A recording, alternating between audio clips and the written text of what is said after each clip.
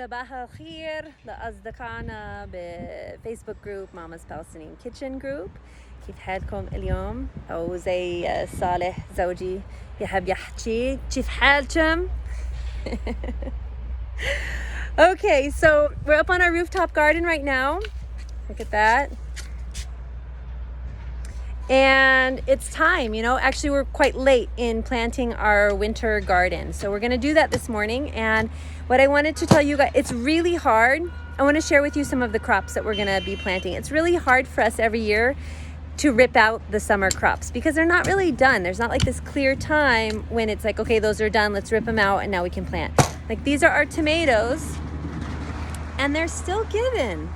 So you end up ripping out where you have all these little baby ones coming out, and it's such a bummer. Or like, look at my eggplant. My eggplant, they're still, look at these guys.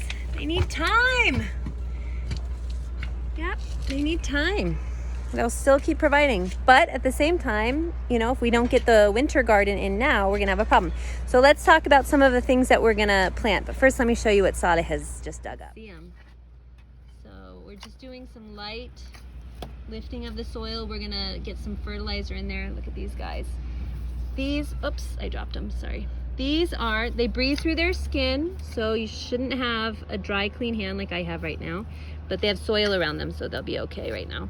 So these tell us that we have really fertile, happy soil. We love finding earthworms. They're a really important part of the ecosystem up here, and look at that. Yes, great. So they're a really important part of the ecosystem up here, and if you don't have healthy soil, you're not going to have healthy plants. The soil has to be nourishing to nourish your plants. It nourishes your plants, and that means that your plants or your chickens that are feeding off of those scraps or whatever it is, they're also nourished, and that in turn nourishes your body. So when we think about the produce that we're buying that was picked and kept refrigerated for ages in an American supermarket or Costco, for example, you know it's not that fresh, and they lose their vitamins and minerals. So what you're putting in your body at that point is next to nothing. And if it's being fed chemical fertilizers, it's not nourishing to your body. Whereas when you're growing yourself, and I know that that's not possible for everybody, but when you're growing yourself, you're literally taking something living and you're getting all of the nutrients out of that directly into your body. So I would just want to encourage people again, if you haven't planted, a really easy winter vegetable for everybody living in the northern hemisphere is just arugula. Or lettuce. Those things will just grow on a windowsill anywhere. And the great thing about them is when you cut them down at the base, they'll just keep giving. You know, that's an amazing thing about nature. You know that story by Shel Silverstein, The Giving Tree? It's about an apple tree, but the Palestinian version would be the olive tree. But basically all of nature is like that. It just keeps giving and giving and giving. So plant, especially leafy greens, they'll grow inside in your kitchen balcony. So let's talk about some of the things that we're planting right now. I mean, this is just really Palestinian, and this comes up naturally. It's self-seeded, and it just keeps coming up. Everybody knows khubeze. So we have a ton of khubeze coming up, and chard, Swiss chard is also coming up, and you can even see this in the streets. Look at that. So when we talk about the end of the summer crop and we're gonna have to rip things out, this is amongst them.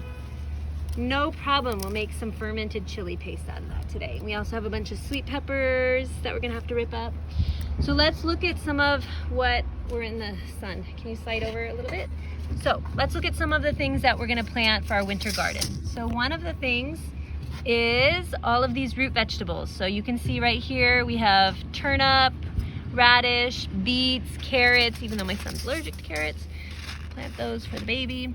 All of those rooted vegetables, those are winter, we're putting them in now. All of your leafy greens, so here we have some lettuce, we're gonna put in arugula, the Swiss chard, and then these, the Brasserica, I think is the name of the family, and it's basically like your broccoli, your cabbage. We're doing a few kinds of broccolis and a few kinds of cabbages, and those are all of our winter vegetables. They take a little bit of space, and they're very friendly. They don't mind being planted next to anything else. So, and then we'll keep some of our marigolds, as you can see, because they just keep giving. Like I said, I mean, there's new flowers going to open here, and then they'll sprout new plants up, and those will last us for another few months. There's a bunch of radish in here that are ready to be picked, and beets as well. Look at, this is a beet leaf right in here.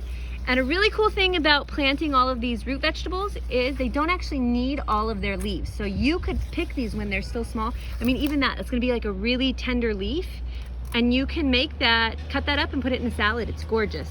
So when you're growing all of these root vegetables, just pick leaves. Leave them, let's say 3 of their 7 leaves. You know, leave them 50% and the rest make something out of. And just pick an eggplant.